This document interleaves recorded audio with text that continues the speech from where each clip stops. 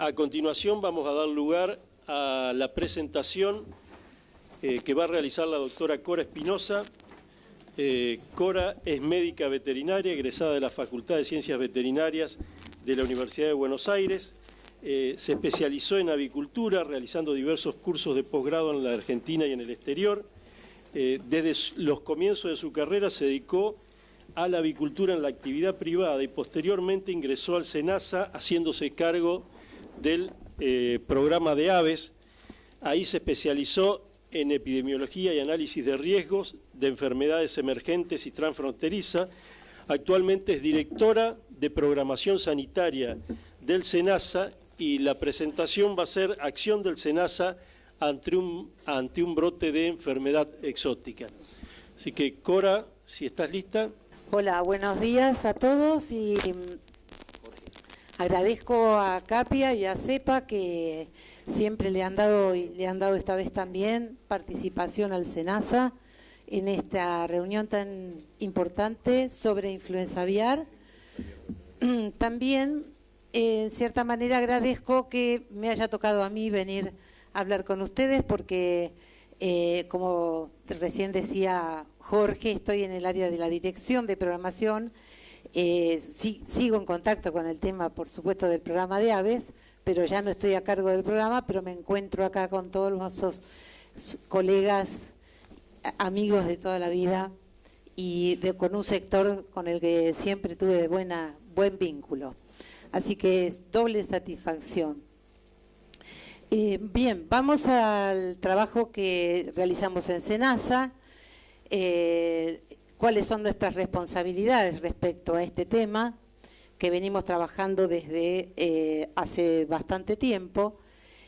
Ya en las presentaciones anteriores se habló suficientemente de todo la increíble crecimiento o difusión que ha tenido la influenza aviar en el mundo, de qué ocurrió que la influenza aviar en los últimos años ha crecido, se ha hecho tan incidente, que han aparecido tantos nuevos casos, tantos nuevos subtipos de virus. Cuando nosotros en SENASA, hace mucho tiempo, en el año 97, vino la Unión Europea por primera vez a la Argentina a hacer una auditoría, nos preguntó si hacíamos algo para influenza aviar y la verdad le tuve que decir la verdad, no hacíamos nada para influenza aviar. Hacíamos sí vigilancia en Newcastle y la influenza aviar nos parecía que era una cosa muy lejana.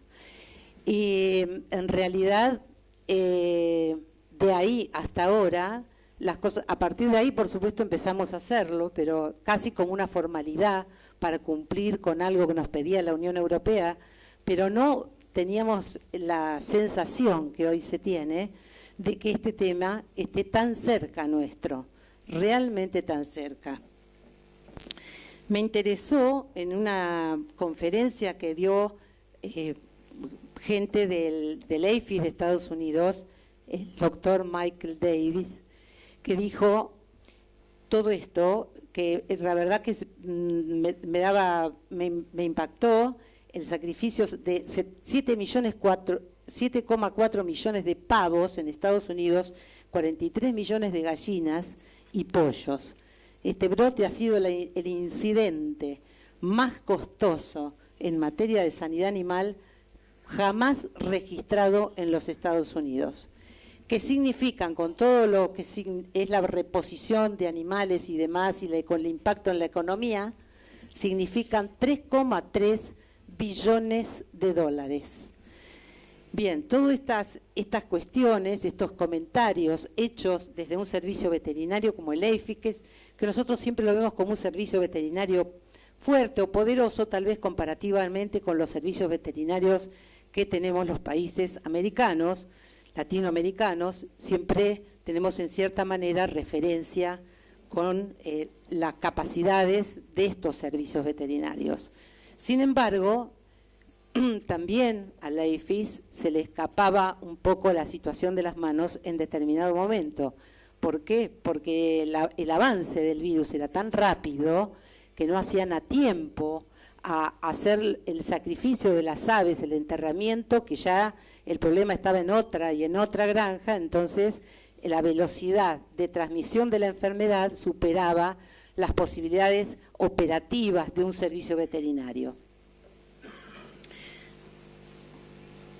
¿Qué es lo que ocurrió y qué es lo que entendemos que incrementó el riesgo tanto y la incidencia, por lo tanto, ¿no? Incidencia es la cantidad de casos que aparecen nuevos en relación a un periodo comparado con otro, ¿verdad? Entonces, las aves migratorias, eso ya lo sabemos, son el reservorio, el cambio climático. Algunos expresan que las aves migratorias con el cambio climático suelen quedarse más tiempo o a veces migrar antes, depende de cuál sea el cambio del clima, y esto hace que se estresen. Y esto hace que se estresen porque a veces cuando se quedan por más tiempo también les falta alimento. Y quedarse y que les falte alimento y ese estrés hace que algunos virus de los cuales son portadoras se conviertan en virus patógenos o expresen la enfermedad en las aves silvestres. Algunas de ellas, por estar enfermas, no pueden migrar y por lo tanto son un potencial riesgo en el lugar en el que están, en que transmiten a las aves nativas estos virus. Las importaciones de aves vivas, comerciales y ornamentales son un riesgo y se han incrementado por el hecho de que la avicultura en el mundo ha crecido y esto hace que haya más producción, más cantidad de aves, más cantidad de granjas y más concentración, que es lo que tiende a hacer la avicultura en general en todos los países del mundo. El intercambio también de personas, de técnicos de la avicultura, que es como una gran familia en todo el mundo. La gente se traslada, los técnicos, los profesionales, los asesores, los vendedores de productos, se cambian de país, van de un país a otro, a lo mejor han visitado granjas, son potencialmente transmisores también de la enfermedad. Y que lo puse en mayúscula, la deficiencia en bioseguridad, porque una cosa es hablar de la bioseguridad y otra cosa es implementar la bioseguridad. Entonces, cuando nosotros tenemos un lindo poema escrito sobre la bioseguridad y lo que hay que hacer, de ahí al hecho a veces hay grandes distancias. Lo sabemos bien porque tenemos gente en campo, porque conocemos las granjas y porque sabemos que hay muchos equipos de desinfección de las granjas que no funcionan, equipos de desinfección que no tienen desinfectantes, rodaluvios que están secos, pediluvios que les falta el desinfectante, el alambrado que se rompió hace 3 meses y no lo pueden reponer, en fin, cientos de aspectos que hacen a la integridad de la bioseguridad de la granja que no se puede sostener a veces por razones económicas, por razones de desidia del productor, por razones de la vista gorda que hace el profesional que los asesora.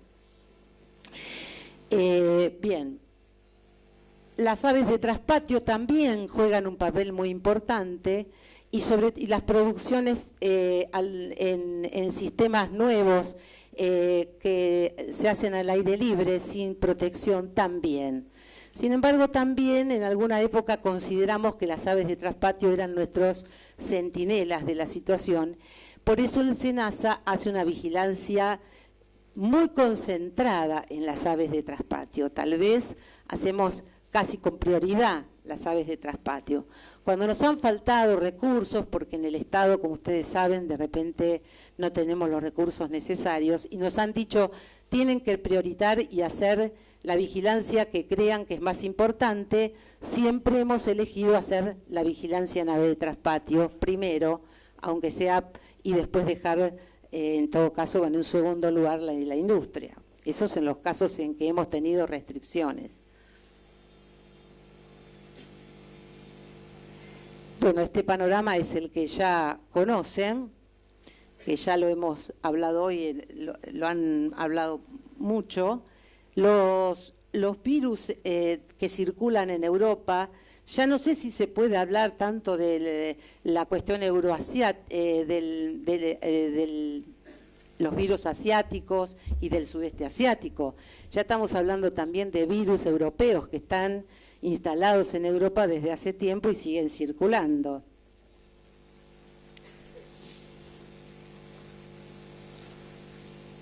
Este es el panorama que hoy mencioné de Estados Unidos, México y el último caso de Chile.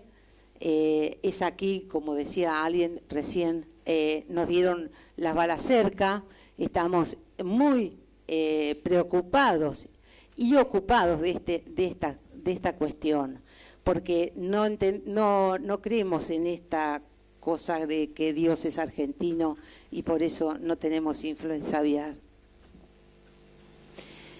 En México se mantienen 18 entidades federativas se encuentran actualmente con baja prevalencia, más la región de occidente del estado de Jalisco. O sea, sigue habiendo casos, se ha contenido mucho la enfermedad, hay virus de baja patogenicidad y hay todavía se mantienen lugares, hay zonas que están con vacunación.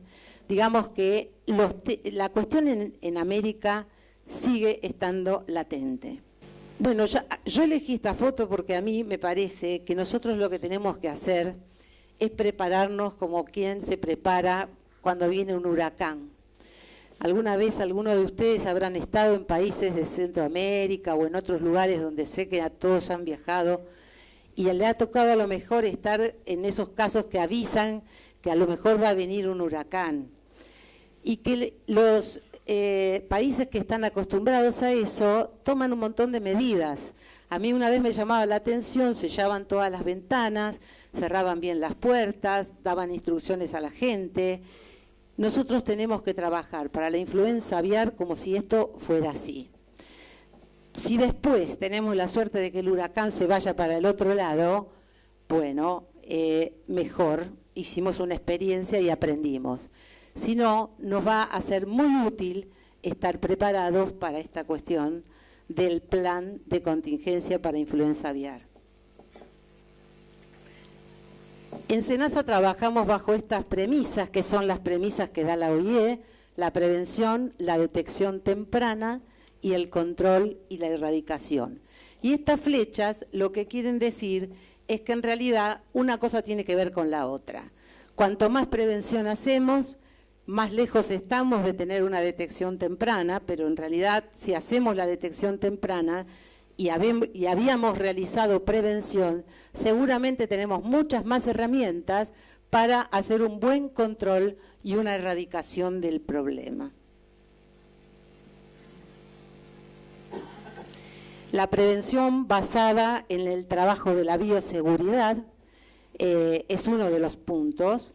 Trabajamos bastante sobre esto, hay una normativa de SENASA, la 542, que del 2010, que es la que establece las medidas de bioseguridad obligatorias que tiene que cumplir una granja avícola. El control de movimientos a través del sistema de gestión sanitaria. Tenemos un sistema de gestión que nos permite inmovilizar, en el caso de que fuese necesario, a las granjas involucradas en un brote o en un foco. Esto es una herramienta importante con la que cuenta SENASA.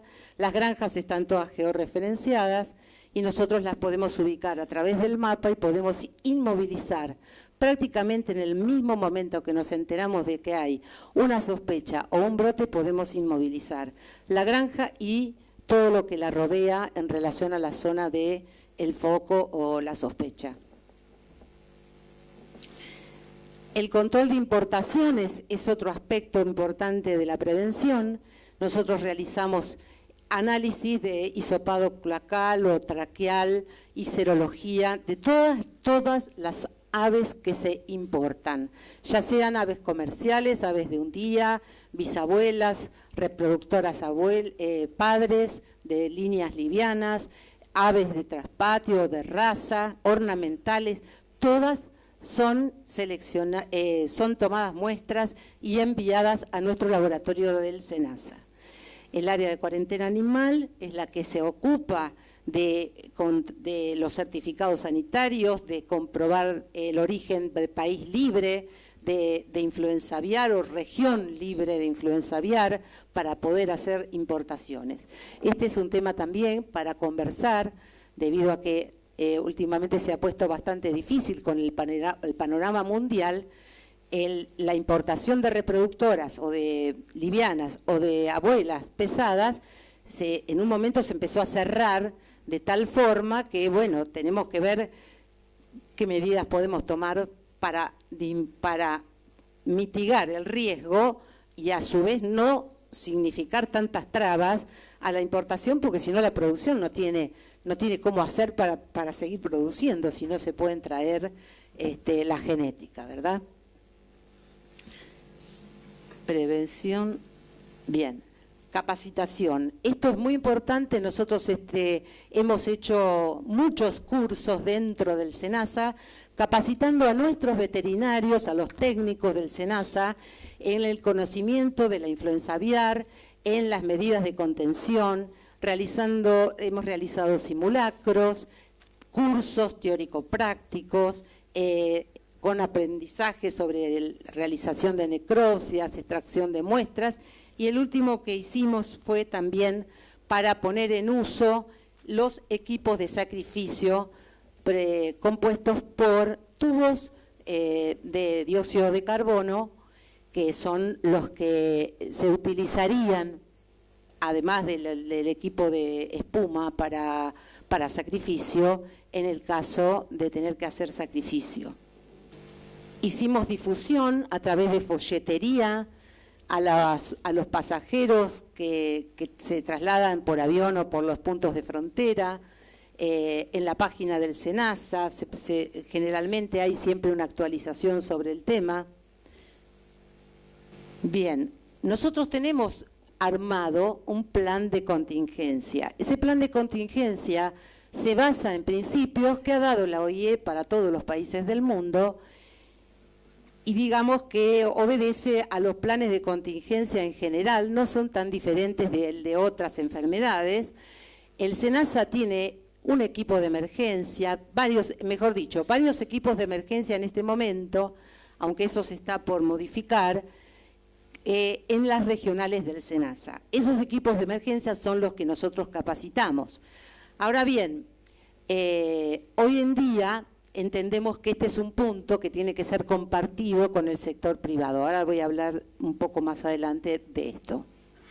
La obligación de cualquier persona que esté ligado al sector avícola, que esté profesionales, técnicos, operarios, personas dueñas de granjas, propietarios y demás, es ante la sospecha de una enfermedad no conocida, ante una mortandad distinta, de mayor envergadura, sin una justificación que el veterinario de la empresa o el técnico o el responsable sanitario de la empresa pueda decir de qué se trata, está obligado a denunciar ante el SENASA, a avisarle al SENASA de esta situación. Eso es por ley, la ley de policía sanitaria y la legislación que SENASA tiene respecto a influenza aviar. Ahora bien, esta cuestión está muy ligada a la sensibilización de la gente y a la existencia o no de ese famoso fondo indemnizatorio. Por eso ese es uno de los temas que quiero desarrollar como un poquito más adelante. ¿Qué haría el SENASA en ese caso? El SENASA le tiene que avisar a los países, en el caso de que esté confirmado un caso de influenza aviar, le tiene que avisar a los países de la región, le tiene que avisar a la OIE, y cómo le llega la información al SENASA, a través de sus veterinarios o veterinarios privados, a través de los laboratorios o a través de los mismos productores, a dónde se dirigen a las oficinas del SENASA locales o directamente al SENASA central, y el SENASA central entonces tomaría las medidas que debe tomar. Cuando hay un caso de influenza aviar, este sería cómo nosotros vemos nuestras granjas desde el SENASA en el mapa del Google Map que utilizamos con los establecimientos georreferenciados. Si el foco ocurre en este lugar, bien, ahí se traza un círculo alrededor que es de 5 kilómetros, que se le llama zona de foco. Alrededor de ese círculo hay una zona, zona de perifoco, dije mal, perdonen, y luego la zona de vigilancia alrededor del foco. Bien, hay tareas establecidas para realizar en cada uno de estos lugares, en cada una de estas zonas. En total son 10 kilómetros desde el centro, desde el foco, hacia el borde de la zona de vigilancia, tiene que haber un radio de 10 kilómetros. Y la zona del perifoco es de 5 kilómetros. ¿Qué tendríamos que realizar en cada una de esas zonas? Bueno, en la zona del perifoco, o sea, alrededor del foco, que es una zona muy chica, que abarca unos 5 kilómetros, tenemos que realizar la interdicción de todo, del predio del mismo foco. Esto es lo que realizamos en el foco, eso sería en el establecimiento que tiene el problema, que aparece la enfermedad. Una interdicción quiere decir que no puede mover ni puede ingresar nuevos animales. Un sacrificio sanitario in situ de las aves enfermas y de las expuestas. O sea, algunas podrán no tener síntomas, pero si en un galpón hay mortandad, se diagnostica influenza aviar, tienen síntomas, se sacrifica ese galpón y los demás galpones también se sacrifican. Porque no se puede, son aves que se supone están expuestas dentro de la misma granja. La destrucción y el enterramiento de los cadáveres, los huevos, que pudiera haber, alimento, cama, guano, etcétera, todo. Limpieza y desinfección profunda del establecimiento, un vacío sanitario de 21 días o un mes y una repoblación con sentinelización y la correspondiente investigación epidemiológica.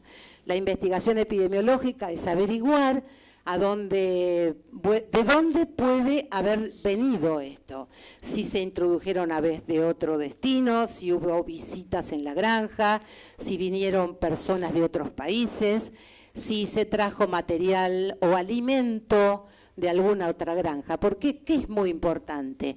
Saber si este es el foco índice o es el foco primario. El foco primario es el foco de donde empieza el problema, donde empieza el primer foco. El índice es el que nosotros detectamos primero. Entonces puede ser que haya otro foco y que nosotros no estemos informados. Tenemos que hacer la investigación epidemiológica para saber si ese es el primer foco o es un foco que nos está dando la idea de lo que ocurre, pero que no es el primero.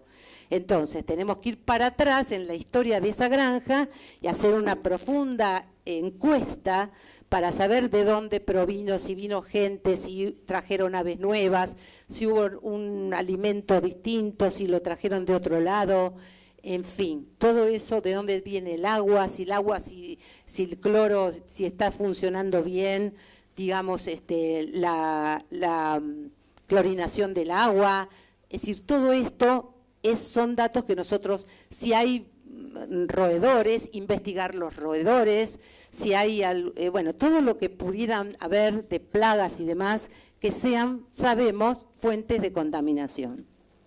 En la zona del perifoco, nosotros vamos a prohibir el movimiento de las aves y de los productos también en esta zona que es, esta zona que es la de los 5 kilómetros, vamos a hacer una encuesta y una vigilancia epidemiológica. Ahí hay que muestrear todas las granjas en la zona del perifoco. No puede quedar una sola sin muestrear granjas y aves de traspatio. A veces, si esto ocurre en una zona de intensa de producción avícola, es un gran problema porque hay que hacer un muestreo rápido y de todos los establecimientos. A veces, si son granjas que están más bien aisladas, no tenemos demasiado problema, tenemos que hacer un muestreo más chico. Bien, Y en la otra zona, llamada zona de vigilancia por fuera, lo que pasa que acá, perdonen, hubo un defecto que es que no se ve la zona de vigilancia, por eso me parecía muy chica la otra. ¿Entienden lo que pasa? Esto de alrededor está borrado o no se ve y es la zona de vigilancia de los 10 kilómetros. Ahí hacemos un censado de predios y de visitas periódicas, también vigilancia epidemiológica y muestreo de los predios y un control del movimiento. Solamente se podrán movilizar aquellos aves que el SENASA autorice, que ya hayan sido chequeados, que ya hayan sido muestreados, que hayan dado negativos y que en todo caso puedan salir. Pero si no está autorizado, no se podrán movilizar. ¿Ustedes por dónde empezarían el muestreo? ¿Por la zona del foco o por la zona de vigilancia? Bien, de afuera para adentro. Muy bien, María Luisa. Mira, eso había pasado. Se había salido de la zona de vigilancia para afuera. Bueno, pasamos entonces. Estas son las acciones que se realizan. El sacrificio sanitario, ustedes saben que hacen falta equipos de protección personal, que hace falta tener previsto dónde vamos a enterrar las aves. Y esto corre por cuenta, creo yo, del productor. Ustedes saben que ahora la temática de la función de los organismos públicos ha cambiado un poco. Hay una inclinación a responsabilizar al productor también sobre la atención de esta situación de emergencias. Entonces, ¿quién mejor que el mismo productor que tenga pensado, a ver, ¿dónde podría yo realizar un enterramiento de aves si tuviera que hacer un sacrificio sanitario importante, masivo, dentro del establecimiento? ¿A ustedes les parece que sería un asunto de estar pensando en ese momento en que estamos haciendo el sacrificio, a ver dónde lo podemos llevar? Yo creo que ese es un tema que tiene que estar previsto. Y nadie mejor conoce su lugar, su establecimiento, si tiene espacio para hacer un pozo enorme como el que hay que hacer, si las napas están muy altas y por esa razón no se puede hacer ese pozo, si cerca el municipio le autoriza a llevar a algún lugar o hay algún lugar cercano, un campo vecino, alguien que permita hacer ese enterramiento. Entonces, acá voy al grano. El productor avícola hoy en la Argentina tiene que tener su propio plan de contingencia, un plan pensado dentro de lo que es su establecimiento, para ver cómo va a tomar algunas medidas que solamente él va a saber bien cómo hacerlo. SENASA va a asistir, SENASA va a estar y se va a comprometer y va a trabajar con todo el esfuerzo que el organismo pueda hacer. Pero el productor también tiene que estar a la par de ese esfuerzo. Entonces, hay algunos asuntos sobre el plan de contingencia que tienen que estar previstos desde el sector mismo, desde el productor mismo, desde la empresa avícola. Uno de ellos es dónde vamos a enterrar a las aves muertas. No digo yo que desarrollen un plan de contingencia completo, pero sí que haya 10 aspectos o 5 o 6 aspectos relacionados a un plan de contingencia consensuado con el SENASA. Estamos dispuestos a asesorarlos en todo lo que haga falta, pero nosotros necesitamos que ustedes piensen antes de que esto ocurra en cómo podrían hacerlo, de la misma forma en que la gente se prepara cuando le dicen que va a venir un huracán. Entonces nosotros tenemos que saber que vamos a trabajar de una determinada forma y esa forma sería, por ejemplo, tener previsto eso. Otro aspecto importante es los equipos de sacrificio. El equipo de sacrificio del sistema del gas, acuérdense que los equipos de sacrificio, la forma del sacrificio tiene que contemplar el bienestar animal. No podemos trabajar sobre cuestiones que tengan que ver en contra del bienestar animal, porque si no, no solamente porque no tiene que ser así, sino porque además inmediatamente van a venir encima todos los organismos de la defensa del bienestar animal, encima del drama que significa tener que hacer todo esto, salir en los diarios como que estamos haciendo quién sabe qué cuestión y qué barbaridad. Entonces, el equipo de sacrificio puede ser los que más se están usando actualmente, o los que más vulgarmente usa la gente son, en Estados Unidos están los equipos de espuma y también los equipos de gas.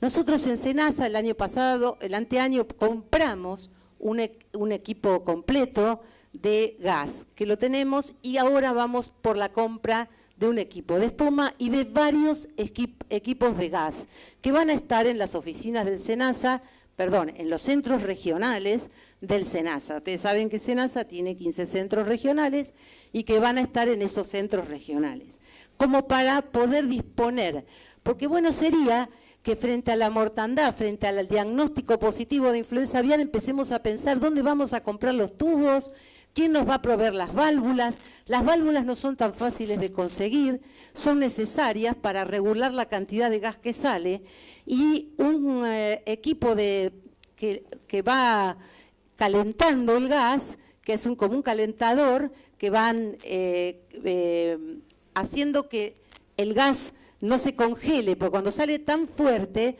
se hace frío y se tapa y no sale. Entonces hace falta tener todo este equipito formado por los tubos, los calentadores y las válvulas. Un equipo de esos cuesta 70.000 pesos. O sea, 4.200 dólares. Y sirve,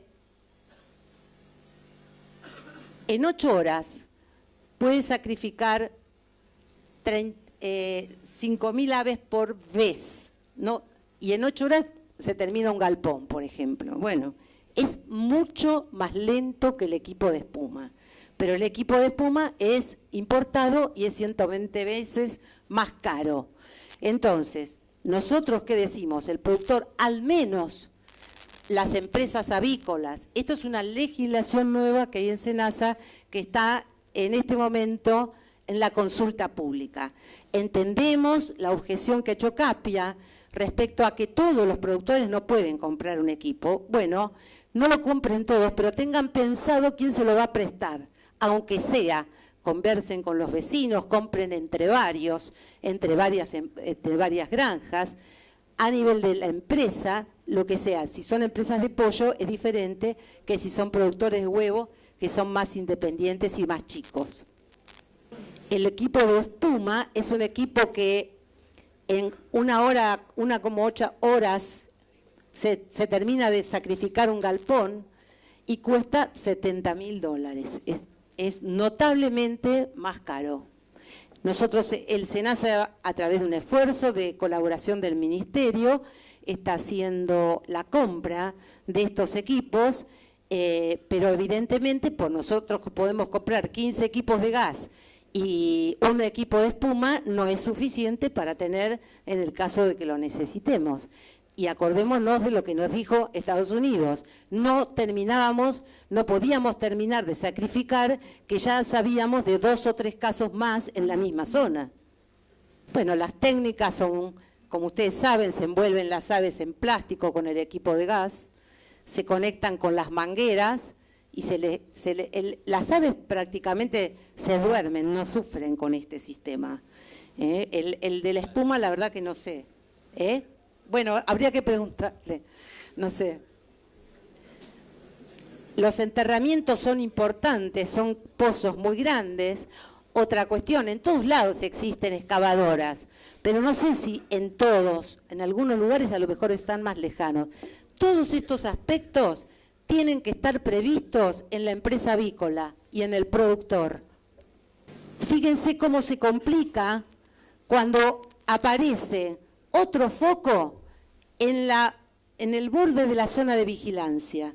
Apareció otro foco acá,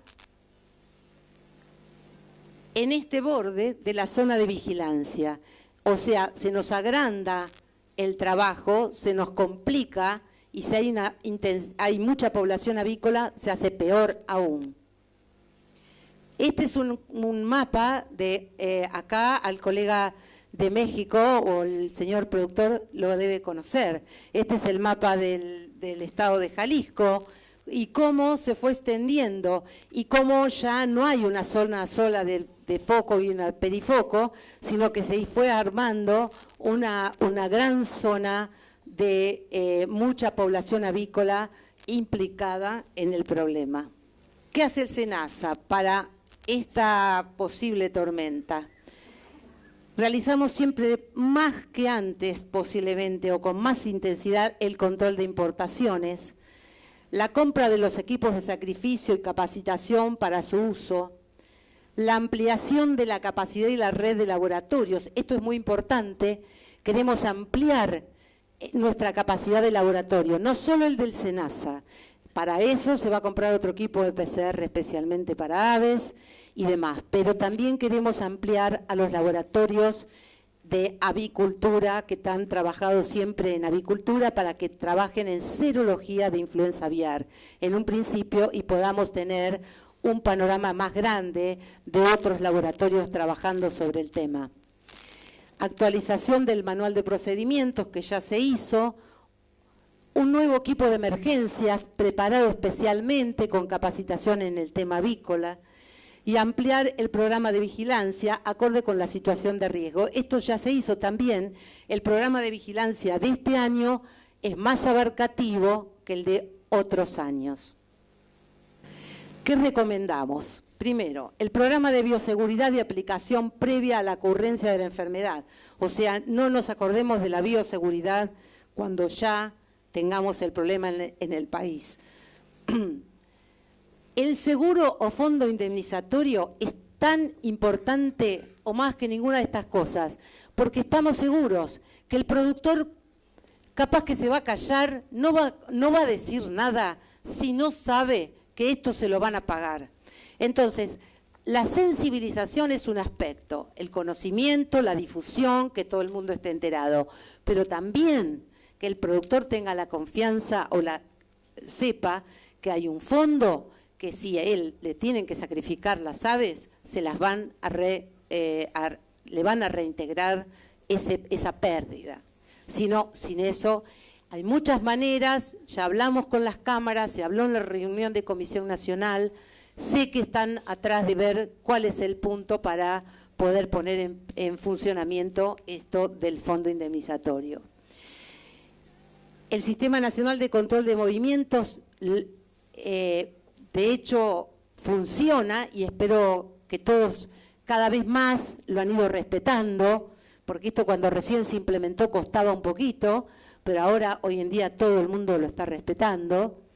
El plan de contingencia público-privado, eso es lo que yo digo, público y privado.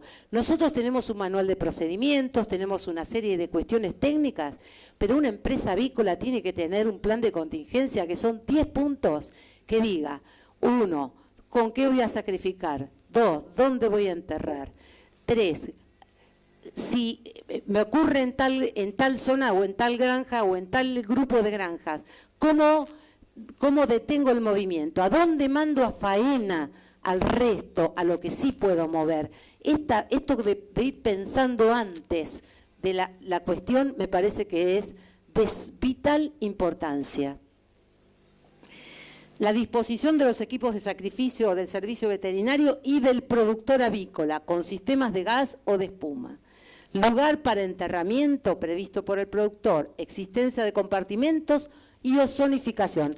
Este es un tema que merece la pena que lo tratemos aparte, pero es un tema muy importante, porque este es un tema que permite que algunas empresas compartimentadas frente a la posibilidad de la influenza aviar puedan zafar de las restricciones comerciales.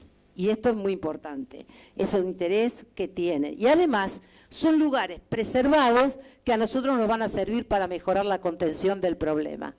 La zonificación también sirve para lo mismo. como mucho más amplio, ¿no? Porque zonificar significa tomar una zona grande del país de producción avícola y aislarla, tenerla separada del resto. Y tener disposiciones legales para autorizar el sacrificio de forma rápida. Esto es otra cosa que disponemos, porque tenemos una normativa que habla de esto, justamente de que se puede sacrificar cuando hay casos de influenza aviar. Bien, este es el equipo de la gente del SENASA, que como tenía esta foto del último curso que se dio sobre uso de equipos de sacrificio, algunos de ellos son especialmente dedicados a la avicultura, estaban acá recién, pero tuvieron que ir al SENASA. ¿Y cuál es nuestro objetivo en un plan de contingencia? ¿Cuál es el objetivo? Erradicar y recuperar lo antes posible el estatus de país libre. Ese es el único objetivo de un plan de contingencia. Bueno, muchas gracias.